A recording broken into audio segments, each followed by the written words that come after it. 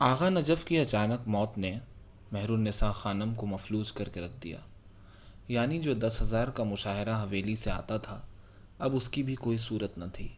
ادھر لاکھ سمجھانے پر بھی شرف النساء کسی اور کی رکھیل بننے سے انکاری تھی، اور خود وہ اس عمر میں دھندا کرنے سے رہی، جبکہ ثمینہ کی عمر ابھی اس قابل نہیں تھی کہ اس کی نت کھلوائی جاتی۔ پھر اس نے پچھلے 10 سال سے کسی اور سے واسطہ بھی تو نہ رکھا کہ کوئی اس کی پرسش کو آتا۔ کہنے کو تو 35 سال سے اسی ہیرا منڈی میں اس کا کوٹھا تھا، مگر ایرے غیرے کو منہ لگانا تو ایک طرف، کسی دلال سے بھی تعلق نہ کیا، یہاں تک کہ مجلس، ماتمداری اور منت و وظائف کی تمام رسوم بجائے محلے کے امام باڑے کے مرکزی امام بارگاہ میں جا کر ادا کرتی۔ دراصل مہرو خانم کی نظر میں وہ تصویریں پھرتی تھیں جب وہ اپنی ماں کے ساتھ فیض آباد سے یہاں آئی تھی، اور شاہی محل میں ان کا کوٹھا گویا ایک دربار تھا جہاں ایک سے بڑھ کر ایک بیسیوں رنڈیاں ان کے لیے پناہ لیے ہوئی تھیں۔ ہر وقت رقص و آواز کا سامان اور 8 پہر رونقیں تھیں۔ اگرچہ فیض آباد کی طرح یہاں نواب نہ تھے، مگر مہرو کی ماں خورشید آرا اب بھی اپنے ہاں کم نسب اور ذلیل کو پھٹکنے نہ دیتی تھی۔ اس کا خیال تھا کہ اس کے ہاں آنے والا نواب نہیں تو نہ صحیح، کم سے کم شرفہ میں تو ہو۔ مگر خورشید آرا کے مرنے کے بعد تو ایسی منحوس ہوا چلی کہ محلہ صرف لچوں لفنگوں کا اڈہ بن کے رہ گیا۔ حکومت نے ایسے قانون بنائے کہ شرفا نے آنا بند کر دیا۔ البتہ آغا نجف کے پرانے ملنے والوں میں تھا، جو ایک طرح سے مہرو خانم کا داماد بھی تھا، اس نے آخری دم تک ساتھ نبھایا۔ وہ خود تو نہ آتا تھا مگر 10,000 ماہانہ بھیجتا رہا۔ اب جب کہ آغا نجف کا سہارا بھی نہ رہا تو اس کی نشانی خادم حسین کی کفالت کی فکر دامنگیر ہوئی۔ کوئی 6 مہینے تو اسی حالت میں گزرے، لیکن کب تک؟ جب جمع شدہ سرمایہ آخری سانسیں لینے لگا تو مہرالنساء خانم نے کوٹھے کے باہر پان سگریٹ کا کھوکا لگا لیا اور کتھا چونا بیچنے لگی۔ چند دنوں میں کھوکھا چل نکلا اور دن میں 200-400 آنے لگے۔ یوں یہ فکر تو کسی حد تک کم ہوئی، مگر وہ خادم حسین کے حال سے تشویش میں گھلنے لگی جو ابھی 3 ہی سال کا تھا۔ اسے ثمینہ کی تو کوئی ایسی فکر نہ تھی کہ وقت آنے پر جیسے وہ نقش نین بنا رہی تھی 100 آدمی اس کے لیے تیار ہو جاتے، لیکن وہ سمجھتی تھی کہ خادم حسین نواب کا لڑکا ہے، اسے محلے میں نہیں رہنا چاہیے۔ اسی شش و پنج میں 1 سال اور نکل گیا۔ ایک دن اس نے خادم حسین کو شرف النساء کی گود میں کھیلتے دیکھا تو اس کا جی بھرایا، اور وہ یہ سوچ کر کڑھنے لگی کہ ایسا چاند کا ٹکڑا محلے کے شودوں اور لفنگوں میں کیوں کر زندگی کاٹے گا۔ بالآخر اس نے شرف النساء سے کہا، جس قدر جلد ہو سکے لڑکے کو رنڈیوں کی صحبت سے دور کر دو۔ آج چھوکرے کی عمر ہی کیا ہے، ہوش لینے سے پہلے محلے سے ہٹاؤ گی تو پلٹ کر نہ آئے گا۔ لیکن کہاں بھیجوں؟ یہاں تو دور دور تک کسی شریف زادے سے تعلق نہیں۔ البتہ آغا نجف زندہ ہوتے تو ضرور لے جاتے، کہ خون کا کچھ تو خیال ہوتا ہے۔ شرف النساء نے فکر مندی سے جواب دیا، مگر یہاں محلے میں ضرور خراب ہوگا۔ شرف النساء کی ماں نے دوبارہ زور دیتے ہوئے کہا، ایک سے ایک بدماش رنڈی بیٹھی ہے، مسیں بھیگنے سے پہلے ہی لونڈے کو چاٹ لیں گی۔ دیکھ تو کیسے ہاتھ پاؤں نکال رہا ہے، اور پھر میں تو کسی طرح نہ چاہوں گی کہ لڑکا محلے کے رذیلوں میں اٹھے بیٹھے۔ مگر کہاں بھیجوں، کوئی ٹھکانہ بھی تو ہو۔ شرف النساء اکتائے ہوئے لہجے میں بولی، میں نے ایک جگہ سوچی ہے۔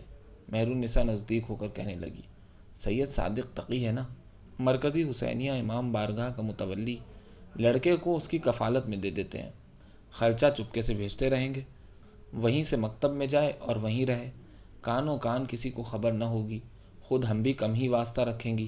سید زادوں اور شریفوں میں رہے گا تو دنیا کی عزت اور دین کی دولت دونوں پائے گا۔ مگر اماں، شرف النساء بولنے لگی، پھر گویا دل ہی دل میں اپنی ماں کی عقل کو داد دیتے ہوئے چپ کر گئی۔ پھر اچانک تردد سے بولی، مگر اماں، سید صادق کیوں کر ایک رنڈی کے بیٹے کو لے گا؟ اس کے تو جنموں میں بھی رنڈیوں سے واسطہ نہیں۔ ایسا فرشتہ سیرت اور شب بیدار کیسے ہمارے پاپ کا ذمہ اٹھائے گا؟ پھر خادم ابھی 4 ہی سال کا تو ہے، وہ تو اس کی ناک پوچھنے سے رہا۔ تو فکر نہ کر، مہرالنساء فیصلہ کن لہجے میں بولی، سید تقی سے بات میں کروں گی۔ ہماری تو جو قسمت میں لکھا تھا بھوگ لیا، پر میں لڑکے کو ذلیل نہ ہونے دوں گی، اور پھر اسی عمر میں یہ یہاں سے نکلے تو اچھا ہے۔ گزشتہ سال اس کڑاکے کی سردی پڑی کہ ہر شے سکڑ کے رہ گئی۔ مہرو خانم جو رات گئے تک کھوکھے پر بیٹھتی تھی، اسی سردی سے نمونیے میں گرفتار ہو گئی۔ لاکھ دوا دارو کیے مگر افاقہ نہ ہوا۔ اگرچہ وہ 60 سے اوپر نہ تھی، مگر عمر کے اس حصے میں تھی جہاں دواؤں کے ساتھ دعاؤں کی بھی ضرورت ہوتی ہے، لیکن وہ قبول نہ ہوئیں، اور مہرو خانم 10 دن کے اندر ہی قضا ہو گئی۔ اس اچانک موت نے شرف النساء کو ہلا کے رکھ دیا، مگر اس نے چند ہی دنوں میں اپنے آپ کو بحال کیا اور کھوکھے کے کام کو سنبھال کر گھر چلانے کا بندوبست کر لیا۔ وہ خود تو کھوکھے پر بیٹھنے لگی جبکہ گھر کی دیکھ بھال سمینہ کے حوالے کر دی۔ کئی مہینے اسی طرح معاملہ چلتا رہا۔ اس کے ساتھ ساتھ سمینہ کی دلچسپیاں بھی بڑھتی گئیں، حتیٰ کہ مہرو خانم کو مرے ابھی سال نہ ہوا تھا کہ اس نے پر نکالنے شروع کر دیے۔ شرف النساء کے لاکھ سمجھانے پر بھی تانگ جھانک سے نہ رکی، بلکہ کچھ دنوں سے تو سر عام رنڈیوں کی صحبت پکڑ لی۔ شرف النساء نے یہ حالت دیکھی تو فکر میں پڑی، فوراً کبیر دلال سے رابطہ کر کے سردار جہانگیر احمد کے ساتھ 3 لاکھ کے عوض گانٹ دی۔ سردار جہانگیر احمد سمینہ کو اپنی زمینوں پر پتوں کی لے گیا، جہاں اس کے بے شمار باغات تھے۔ اول 3 ماہ تک تو سمینہ کو اپنا کوٹھا یاد آتا رہا، لیکن اب آہستہ آہستہ جہانگیر کی ناز برداریوں سے وہ اس جگہ کی عادی ہو گئی۔ پھر اسے کچھ اور امید بھی بن گئی تھی کہ شاید جہانگیر اس سے شادی کر لے، اور یہ ہو بھی جاتا کہ قسمت نے ایک اور پلٹا کھایا۔ انہی دنوں جہانگیر احمد کی ماں کو کسی طرح خبر ہو گئی کہ لاڈلے میاں نے گھر سے بالا بالا رنڈی رکھی ہوئی ہے۔ وہ انہی قدموں پتوں کی پہنچی اور سمینہ کو میڈھیوں سے پکڑ کر دروازے سے باہر کر دیا۔ جہانگیر نے اف تک نہ کی، حالانکہ سمینہ کے پیٹ میں اس کا 4 ماہ کا بچہ ہو چکا تھا، جسے اس نے شادی کی امید پر جننے کا سوچا تھا۔ دروازے سے باہر نکلتے ہوئے سمینہ بار بار جہانگیر احمد کا منہ دیکھتی رہی کہ شاید ماں کو کھری کھری سنا دے، مگر جہانگیر تو بھیگی بلی بنا کھڑا تھا اپنی ماں کے آگے، جیسے کل کا بچہ ہو۔ سمینہ نے یہ حالت دیکھی تو دونوں کو کوسنے دینے لگی۔ اس نے ایسے مرد کہاں دیکھے تھے۔ بالآخر 3 حرف بھیج کر کوٹھے پر آ گئی۔ 1-2 مہینے تو اسے یہ امید رہی کہ شاید جہانگیر رابطہ کرے، لیکن جب ادھر سے کسی نے خبر نہ لی تو اس نے دھندا کرنے کی ٹھان لی۔ مگر مصیبت یہ تھی کہ پیٹ کا بچہ اب 6 مہینے کا ہو چکا تھا، لہٰذا مایوس ہو کر کھوکھے کے کام میں شرف النساء کا ہاتھ بٹانے لگی اور دن گزرتے گئے۔ لڑکا پیدا ہوا تو سمینہ نے اپنے کام کا آغاز کر دیا۔ اگرچہ رکھیل بنانے کو سینکڑوں تیار تھے، لیکن اب وہ مستقل کسی کی ہو کے رہنے کو راضی نہ تھی، لہٰذا آلات رباب سے گرد جھاڑ کر ایک سلیقے سے دھندا شروع کر دیا۔ پھر تو چند ہی ماہ میں دور دور بات نکل گئی اور محلے میں ایک قسم کی جان آ گئی۔ ایسی عزاداری تو لوگوں نے اپنی ہوش میں دیکھی نہ تھی۔ خادم نے انتظامات کچھ ایسے ڈھپ سے کیے کہ ہر آدمی واہ واہ کر کے رہ گیا۔ عزاداروں کے لیے شامیانوں اور سبیلوں کا انتظام، ماتمیوں اور زنجیر زنوں کے لیے فرسٹ ایڈ سے لے کر مکمل میڈیکل سینٹر کا قیام اور چاق چوبند حفاظتی دستے کی عملداری، ہر کام میں ایک سلیقہ تھا۔ اس کے علاوہ پہلی دفعہ پولیس انتظامیہ سے مل کر مرکزی امام باڑے سے لے کر گول چوک تک کا تمام رستہ 2 طرفہ زنجیروں سے باندھ دیا گیا، تاکہ جلوس اور ماتمیوں کو کوئی بیرونی رکاوٹ پیش نہ آئے اور وہ خطرے سے دور رہیں۔ اگرچہ آمدنی سابقہ سے زیادہ نہ تھی، مگر حسن انتظام ایسا تھا کہ کسی کو شکایت کی گنجائش نہ ہوئی۔ انہی پیسوں میں ملک کے نامور ذاکرین، سوز خواں اور نوحہ خواں بلوائے گئے۔ عوام الناس کے لیے دودھ کی سبیلوں کا اہتمام الگ تھا۔ خیر، یہ سب تو ایک طرف۔ اس دفعہ لوگوں نے وہ جوش و خروش دکھایا گویا پورا شہر اثنا عشری ہو گیا ہو۔ عزاداروں کا ایسا جم غفیر پہلے کبھی دیکھنے میں نہ آیا تھا۔ 10ویں کو زنجیر زنی اور کوئلوں پہ ماتم تو ایسا ہوا کہ کسی نے خواب میں بھی نہ دیکھا ہوگا۔ جس شخص نے پہلے کبھی بغلوں سے ہاتھ نہ نکالے تھے، اب وہ بھی سینہ کوبی کرتے نظر آئے۔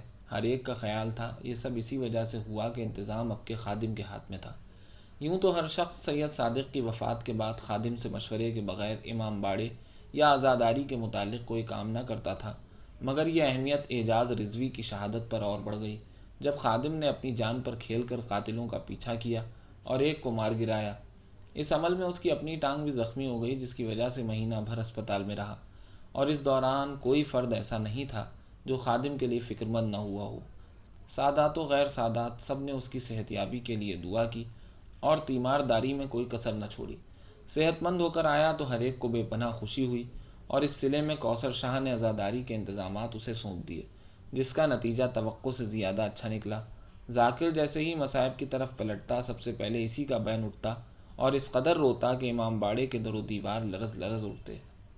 ہر نماز کے وقت رائفل لے کر دروازے پر بیٹھ جاتا اور جب تک ایک بھی فرد نماز میں ہوتا محافظت نہ چھوڑتا۔ امام باڑے سے ملحقہ کمرہ اس کے جینے مرنے کا سامان تھا۔ چونکہ ہوش اسی کمرے میں سنبھالے تھے، لہٰذا ایک قسم کا وہ اس کا اپنا گھر تھا، اور کبھی یہ گمان بھی نہ رہا کہ یہ جگہ امام باڑے کی ہے۔ کمیٹی نے خادم حسین کا ماہانہ 8000 مشاہرہ مقرر کر دیا، جو اس سے پہلے سید صادق تقی کو ملتا تھا۔ دوسرا کام کمیٹی نے یہ کیا کہ وہ خادم کی شادی کے بارے میں بھی صلاح مشورے کرنے لگے، اور جب اس کی خبر شرف النساء کو ہوئی تو وہ سجدے میں گر پڑی۔ خادم حسین کو اگرچہ کسی سبب سے یہ معلوم تھا کہ اس کا سلسلہ ہیرا منڈی سے ہے، مگر اس نے کبھی شرف النساء کے ساتھ اس طرح کی بات نہ کی تھی، اور نہ ہی شرف النساء نے اس موضوع کو کبھی چھیڑا۔ ماں بیٹے کے درمیان گویا ایک خاموش سمجھوتا تھا، البتہ ہر ماہ اپنی ماں کو ان 8 میں سے 4,000 باقاعدگی سے دیتا تھا۔ خادم اپنی خالہ کی عزت بھی ویسے ہی کرتا جیسے شرف النساء خانم کی کرتا۔ اسے شاید ان کے دھندوں سے کوئی غرض نہ تھی، بلکہ ہر طرف سے بے نیاز ایک ہی دھن تھی کہ امام مظلوم کی عزاداری اب کے کیسے زور و شور سے کی جائے۔ وہ ہمیشہ انہی ذرائع پر غور کرتا جو عزاداری سے متعلق ہوتے، خاص کر ذوالجناح کو سجانے اور زیور سے آراستہ کرنے میں تو ایسا جگر کو خون کرتا کہ عزاداروں کو بھی رشک آنے لگا تھا۔ اس نے اپنی تنخواہ کا ایک حصہ ذوالجناح کے زیورات کے لیے مخصوص کیا ہوا تھا۔ اگرچہ عشرے کے روز ذوالجناح کی باغ پکڑ کر چلنے کی اسے بہت حسرت تھی، لیکن یہ کسی سید کا کام ہوتا تھا۔ پھر بھی ہر حالت میں ذوالجناح کے ساتھ ساتھ چلتا۔ الغرض خادم کے بارے میں یہ طے تھا کہ اسے سوائے عزاداری کے کسی سے کچھ غرض نہیں تھی۔ نعمان سے اس کا تعلق پچھلے 16 سال سے تھا۔ جب اس کی خالہ امام بارگاہ کی زیارت کرنے آتی تو وہ اس کی گود میں ہوتا، علم کو بوسہ دیتے وقت گود سے اتارتی تو سیدھا خادم کی طرف بھاگا چلا آتا، اور پھر خادم گھنٹوں اس سے کھیلتا، کھلاتا اور چولھے کرتا۔ نعمان کے خط و خال ایسے تھے کہ کوئی بھی دیکھ کر پیار کیے بنا نہ رہتا۔ تیکھے تیکھے نقوش، ماں کی عین چغلی کھاتے، کوئی کہہ ہی نہیں سکتا تھا کہ رنڈی کا بچہ ہے۔ لڑکپن میں داخل ہوا تو دن میں ایک مرتبہ ضرور امام باڑے کا چکر لگاتا اور خادم کے پاس گھنٹوں وقت گزارتا۔ امام باڑہ اس کے اسکول کے راستے میں پڑتا تھا، لہٰذا آتے جاتے امام بارگاہ دوسرا گھر ہو گیا۔ اب نعمان انتظامی معاملات میں خادم کا بہت کچھ ہاتھ بھی بٹانے لگا تھا، جس کا فائدہ تو بہرحال تمام کو یکساں تھا۔ علاوہ ان باتوں کے سادات اور دیگر شیعہ حضرات کے لڑکے جو نعمان کے ہم عمر تھے، اس کے اس طرح سے دوست بن گئے کہ یہ بھی اسی طبقے کا حصہ بن گیا جس کا 28 سال پہلے خادم بنا تھا، اور کسی کو خیال بھی نہ رہا کہ نعمان کی ماں دھندا کرنے والی ہے۔ البتہ نعمان میں ایک بات خادم سے الگ تھی، وہ لڑکیوں کے ساتھ گھلنے ملنے کی کوشش ضرور کرتا، حتیٰ کہ ایام عزا میں بھی ادھر ادھر تاکنے سے باز نہ آتا، جس کی وجہ سے خادم نے اسے بہت دفعہ ڈانٹا بھی۔ وہ اس کی ان حرکات سے خوف زدہ تھا، مگر نعمان کے اندر کچھ ایسا ضرور تھا کہ وہ کچھ نہ کچھ ظاہر کیے بغیر نہ رہتا۔ اب میٹرک کے بعد نعمان کی ماں نے اسے کالج میں داخل کرایا تو اس نے نیا گل کھلایا۔ اصل میں نزہت سے اس کی عشق بازی تو پچھلے 6 ماہ سے جاری تھی، اور سچی بات تو یہ ہے کہ لڑکا تھا بھی طرح دار، کسی بھی لڑکی کا گرفتار ہو جانا دور نہیں تھا۔ وہ کتابیں بغل میں دابے جیسے ہی ہیرا منڈی سے کالج کے لیے نکلتا اور ٹھنڈی سڑک پر آتا تو دونوں کا آمنا سامنا ہو جاتا۔ اول اشارے ہوئے، پھر روکے پھینکے جانے لگے، اور اب بات ملاقاتوں تک آ گئی تھی۔ لیکن دوسری طرف زمانہ سویا تھوڑا ہی تھا، ارد گرد ہلچل ہونے لگی۔ آوارہ اور تلنگوں نے کان کھڑے کر لیے، اور جب تحقیق سے بات کھلی کہ لڑکا کنجروں کا ہے تو اور بھی بھونچال آ گیا۔ عزت نے پے در پے جوش کھائے، نعوذ باللہ لا حول ولا کے آوازیں بلند ہوئے۔ شرفا نے توبہ توبہ کی اور اس عذاب کو روکنے کے منصوبے ہونے لگے۔ نوجوان مرکزی اصلاحی کمیٹی کے سیکریٹری جنرل عبدالصمد کے ہاں پہنچے اور معاملہ زیر بحث آ گیا۔ ایک نے کہا بھائی عبدالصمد غضب ہو گیا، دوسرے نے کہا جی اب کے بھی اللہ عذاب نہ بھیجے تو پھر پتہ نہیں کیا راز ہے۔ تیسرے نے کہا راز کیا ہونا ہے، اللہ ہماری غیرت کو آزما رہا ہے۔ چوتھے نے کہا دیکھ تو صحیح، حرام زادہ ایک تو کنجر ہے اور اوپر سے شیعہ بھی۔ رفیق بھائی میں نے اسے ہمیشہ امام باڑے میں دیکھا ہے۔ تیسرے نے کہا دیکھا ہے سے کیا مطلب، پورا کافر شیعہ ہے اور کنجر تو وہ ہے ہی۔ پہلے نے کہا اور اس نزہت بے غیرت کو دیکھو، اس کو یہی حرامی عشق لڑانے کو ملا تھا۔ اللہ قسم پورے شہر میں سنی مسلمانوں کی ناک کٹوا دی، میرا بس چلے تو تیزاب میں غوطے دوں۔ عبدالصمد نے کہا بھائیوں یہ عورت ذات کی کوئی غیرت ویرت نہیں ہوتی، کہیں بھی پھسل گئی۔ غیرت تو مردوں کا خاصہ ہے، اور وہ اللہ کے فضل سے ہم میں ہے، جبھی تو اس کا سد باب کرنے کے لیے اکٹھے ہوئے ہیں۔ دوسرے نے کہا یہاں سنی لڑکا ایک سے ایک پڑا ہے، کمینی کو یہ کنجر اور شیعہ ملا تھا۔ عبدالصمد نے کہا بھائی اب ان باتوں کو جانے دو اور کوئی اقدام کرو، میرا خیال ہے لڑکی کے والد کو خبردار کرتے ہیں۔ چوتھے نے کہا اس کا کوئی فائدہ نہیں، وہ بھی بے غیرت ہے، اور پھر دوسری بات تو یہ ہے کہ اس نومی کو سزا بھی تو دینی ہے جو اب تک یہ عیاشیاں کر چکا ہے۔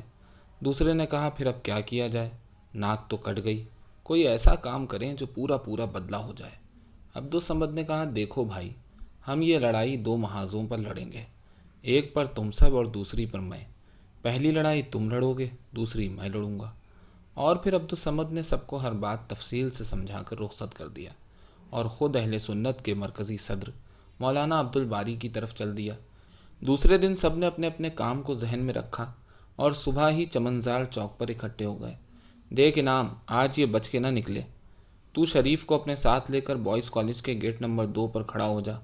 ہمایوں صابر کے ساتھ ٹھنڈی سڑک والی کینٹین پر رستہ داب لے۔ میں اور نوید یہیں آموں کے نیچے تھڑا لگاتے ہیں۔ بس یہ 3 ہی راستے نومی کنجر کے بھاگ نکلنے کے ہیں۔ رفیق تالیہ نے دوسرے ساتھیوں کو ہدایات دیتے ہوئے کمر سے ہنٹر کھول لیا اور اسے ہلکے ہلکے گھمانے لگا۔ رفیق تالیہ کی ہدایات پر انتہائی پھرتی سے عمل کیا گیا اور سب اپنے اپنے ہنٹر، بیلٹ اور چاقو نکال کر تیز آنکھوں سے ادھر ادھر دیکھنے لگے۔ دوسری طرف نومی اس تمام منصوبہ بندی سے بے خبر کمپنی باغ میں برگد تلے انتظار کاٹ رہا تھا۔ آج اس کی نزہت کے ساتھ تیسری ملاقات تھی جو اپنی جذباتی حدوں کی طرف راستہ نکال رہی تھی۔ نزہت کے ان دنوں پیپرز ہو رہے تھے، لہٰذا اس نے 12:30 بجے پیپر سے فراغت کے فوراً بعد کمپنی باغ میں ملنے کا وعدہ کیا تھا، اور یہ لمحے نعمان کے لیے الانتظار و اشد من الموت کے مصداق بہت بھاری تھے۔ تھوڑی دیر نزہت کے رومال کو سونگھنے اور چومنے کے بعد اس نے اسے پینٹ کی جیب میں دوبارہ ڈال لیا اور ناخن کٹر نکال کر برگد کے تنے پر حروف کھودنے میں مصروف ہو گیا، مگر لمحہ لمحہ بعد اس کی نگاہیں کمپنی باغ کے مشرقی گیٹ کی طرف اٹھ جاتی۔ وقت جیسے جیسے قریب آ رہا تھا دل کی دھڑکن تیز ہوئی جاتی تھی۔ اسی بے دھیانی میں کٹر کی نوک اس کی انگلی میں چبھ گئی اور وہ ایک سی کی آواز نکال کر رہ گیا۔ اسی لمحے اس نے نیلا پیرہن گیٹ کے اندر داخل ہوتے دیکھا تو انگلی کا درد بھول گیا۔ پھر تھوڑے ہی وقت میں دونوں آم کے پیڑ تلے باہم ہو گئے اور رومان کی لے چلنے لگی۔ آہستہ آہستہ نعمان کا سر نزہت کی گود میں اس طرح جا پڑا گویا بے ہوشی کی دوا کھائی ہو، اور نزہت کی پتلی لمبی اور نرم انگلیاں اس کے بالوں میں ہلکے ہلکے چلنے لگیں۔ چہار جانب سے بے خبر وہ اسی سرور کے مزے لے رہے تھے کہ بلوا ہو گیا اور ایک زور کا ہنٹر نعمان کی دائیں ٹانگ پر لگا۔ اسے ایک دم گویا بجلی کا جھٹکا لگا ہو۔ رفیق تالیہ نے نزہت کا بازو پکڑ کر ایک طرف کھینچ لیا۔ نعمان نے 8-7 گونڈوں کو یوں چھری کانٹے سے لیس دیکھا تو چکرا گیا۔ اس نے ایسی بلائیں پہلے کہاں دیکھی تھیں، مگر پھر جلد ہی سنبھلا اور اچانک دائیں جانب کے مشرقی گیٹ کی طرف سرپٹ دوڑنے لگا۔ لڑکوں کو اس سے ایسی توقع نہ تھی کہ یوں رنگے ہاتھوں پکڑا جانے کے بعد بھی بھاگ کھڑا ہوگا۔ آپا دھاپی میں سب پیچھے بھاگے اور پکڑو بھاگو کا شور بلند ہونے لگا۔ دوپہر 1 بجے کا عالم تھا اور کمپنی باغ میں آگے پیچھے دوڑے تھیں۔ ارد گرد کے لوگ تماشے کو رک رک پڑے، مگر نعمان یہ جا وہ جا گیٹ پار کر کے جنوبی سمت سے ٹھنڈی سڑک کو کاٹتا ہوا عطر والوں کی گلی میں جا نکلا۔ لیکن وہ بھی کب پیچھا چھوڑنے والے تھے، برابر چڑھتے گئے۔ ادھر نعمان نے غوطہ کھایا کہ سیدھا کرسچن روڈ سے ہوتا ہوا سید باقر شاہ کے مکان کو الٹے ہاتھ رکھ کر بھاگا اور حسینیہ امام باڑے کی گلی میں آ گیا۔ ادھر سب لڑکے چاقوؤں سمیت پیچھے تھے اور خدا جانے رستے میں کیسے کیسے نعرے لگاتے آئے کہ امام باڑے تک آتے آتے پیچھا کرنے والے 50 میں ہو گئے۔ اس نے آؤ دیکھا نہ تاؤ، سیدھا امام باڑے میں آ پناہ لی۔ خادم دروازے پر بیٹھا زہرین ادا کرنے والے نمازیوں کا پہرا دے رہا تھا، فوراً معاملے کی نزاکت کو بھانپ گیا اور دروازے پر مزید مستعد ہو گیا۔ ان میں سے کسی نے اندر آنے کی جرت تو نہ کی، البتہ نعرے لگانے شروع کر دیے اور نعروں میں ایسے ایسے لفظ بولنے لگے کہ معاملہ کچھ سے کچھ ہو گیا۔ خادم نے جب بڑھتے ہوئے شور اور ہجوم کو دیکھا تو دروازہ بند کر دیا اور نعمان کو زیارت کے کمرے میں بند کر کے تالا لگا دیا۔ باہر دروازے پر نعروں اور ہجوم کا مسلسل اضافہ ہوتا گیا۔ نمازیوں کو اصل صورتحال کا تو فی الوقت ادراک نہ ہوا، البتہ بڑھتے ہوئے شور اور ہنگامے سے بوکھلا گئے اور جلدی جلدی نماز سے فارغ ہو کر حقیقت کا پتہ لگانے لگے۔ کچھ ہی دیر میں پولیس آ گئی، جبکہ مجمع سینکڑوں میں جمع ہو کر خدا جانے کیا کیا نعرے لگا رہا تھا، جس کی نمائندگی مولانا عبد الباری اور عبد الصمد کر رہے تھے۔ معاملہ انتہائی نازک صورتحال اختیار کرتا جا رہا تھا، جس کی وجہ سے شیعہ سنی فساد کا خدشہ پیدا ہو گیا۔ پولیس نے یہ صورت دیکھی تو فی الفور طاقت اور آنسو گیس کا استعمال کرتے ہوئے مجمع کو منتشر کر دیا اور معاملے پر کنٹرول حاصل کر کے اصل صورت کا جائزہ لینے لگے۔ حتیٰ کہ 3 گھنٹے کی مسلسل کوششوں کے بعد ساری بات کھل کر سامنے آ گئی، البتہ اتنی سی تبدیلی کے ساتھ کہ نعمان کنجر ایک شریف گھرانے کی لڑکی کو کالج آتے جاتے تنگ کرتا تھا اور بیہودہ مذاق کر کے اسے دکھ کرتا تھا، آج سر عام اس کے ساتھ زبردستی کرنے پر تلا ہوا تھا کہ اسی لمحے چند لوگ پہنچ گئے۔ وہ جب نعمان کو پکڑنے لگے تو اس نے آ کر امام باڑے میں پناہ لے لی اور خادم نے اسے کمرہ زیارات میں چھپا دیا۔ خیر شام کے وقت ایس پی صاحب نے سرکردہ شیعہ سنی افراد پر مشتمل ایک امن کمیٹی قائم کی اور عشاء تک غیر مشروط طور پر معاملے کو رفع دفع کروا کے ایک دوسرے کے گلے ملوا دیا۔ اس طرح یہ معاملہ خوش اسلوبی سے طے ہو گیا اور بات آگے بڑھنے سے رک گئی، مگر دوسرے ہی دن ایک اور کمیٹی تشکیل دی گئی، لیکن یہ کمیٹی صرف اور صرف معزز شیعہ افراد پر مشتمل تھی، جسے ہنگامی طور پر کوثر شاہ نے قائم کیا تاکہ اس بدنامی کا سدباب کیا جا سکے۔ کمیٹی کا اجلاس امام باڑے سے ملقہ عین اسی کمرے میں ہوا جو امام باڑے کے متولیوں کے رہنے کے لیے مخصوص تھا، سید تقی کے بعد، جس میں اب خادم حسین رہتا تھا۔ اجلاس میں موجود تمام افراد کا تعلق عمر کے اس حصے سے تھا جہاں قریب قریب جذبات کا گزر نہیں ہوتا، اور کسی بھی نوجوان کو شامل نہ کیا گیا تاکہ کسی قسم کی اشتعال انگیزی نہ ہو۔ کچھ دیر خاموشی چھائی رہی، پھر سید نذیر حسین نے سکوت توڑا اور کوثر شاہ کی طرف دیکھتے ہوئے کہا، شاہ جی، سانس تو پہلے ہی اوکھلی میں چلتی ہے، اب یہ نیا قصہ ہماری ساکھ کو جو دھکا دے گیا اس کی کوئی تلافی نہیں۔ سارے شہر میں گویا امام باڑہ بدنام ہو گیا۔ مرزا صاحب نے کہا، میں نے تو پہلے ہی کئی دفعہ کہا تھا کہ ان کنجروں سے رابطہ نہ رکھو، لیکن یہاں تو ہر آدمی بقرات بنتا ہے اور ہر چھوٹا بڑا انسانیت کے نغمے گانے لگتا ہے۔ سید شمس الحسن نے کہا، مجھے تو یہ سمجھ نہیں آتی کہ اس چھوکرے کو ایسا کرتب کر کے امام باڑے میں آنے کی کیا ضرورت تھی؟ کیا اپنا رنڈی خانہ دور تھا، ادھر بھاگ جاتا؟ اب ہر ایک یہی بھونکے گا کہ امام باڑہ تو اصل میں لفنگوں کا اڈا ہے اور یہاں کنجر پناہ لیتے ہیں۔ سید نذیر حسین نے کہا، مجھے تو پہلے دن سے ہی اس لونڈے کے اطوار ٹھیک نہیں لگتے تھے، اور اگر سچ پوچھو تو اس پورے قضیے کا ذمہ دار نعمان نہیں، خادم ہے، جو اول روز سے اسے چھوٹ دیتا رہا اور دن رات امام باڑے کو اس کا گھر بنا دیا۔ علی رضا نے کہا، اس طرح تو پہلا قصوروار سید صادق تقی تھا جس نے خادم کو جگا دی۔ سید شمس الحسن نے کہا، میاں علی، آپ تو ہمیشہ الٹی ہانکتے ہیں، یعنی اب یہاں سید تقی کہاں سے آ گیا؟ کیا اس کا یہ گناہ تھا کہ اس نے ایک رنڈی کے بیٹے کو انسان بنانے کی کوشش کی؟ سید علی حسین نے کہا، شاہ صاحب، انسان پھر انسان ہے، غلطی ہر ایک سے ہو جاتی ہے، اس کی سابقہ خدمات کو بھی نظر میں رکھو۔ اس معاملے میں خادم کا کیا قصور ہے؟ بیچارہ 30 سال سے سب کی خدمت میں مصروف رہا۔ سید نذیر حسین نے کہا، میاں تم بیٹھے رہو، تمہیں نہیں پتہ، یہ اسی کا خالہ زاد ہے۔ کنجروں کی حمایت پہلے دن سے ہی تمہاری سرشت میں ہے۔ فرض کرو خادم اسے پناہ نہ دیتا تو کیا یہ بدنامی ہوتی؟ اور پھر غضب یہ کیا کہ کمرہ زیارات میں چھپا دیا، لا حول ولا، یعنی پاک جگہ پر نطفہ حرام کو بند کر دیا۔ رہی خدمت کی بات، تو ہم پر کیا احسان کیا، مولا حسین کی عزاداری کی ہے۔ اس اچانک یاد دہانی نے کہ نعمان کو دراصل کمرہ زیارات میں چھپایا گیا، گویا جلتی پر تیل کا کام کیا۔ ایک دم سناٹا چھا گیا، سب کے چہرے سرخ ہو گئے اور غصے سے کانپنے لگے، بعضوں کے چہروں پر سیاہی پھیل گئی، گویا کسی عذاب کی نوید سنا دی ہو۔ کچھ دل ہی دل میں استغفار پڑھنے لگے اور مدافعت میں بولنے والی تمام زبانیں گونگ ہو گئیں۔ یعنی نعمان کو متبرکات کے درمیان چھپا دیا، حرام زادے کو!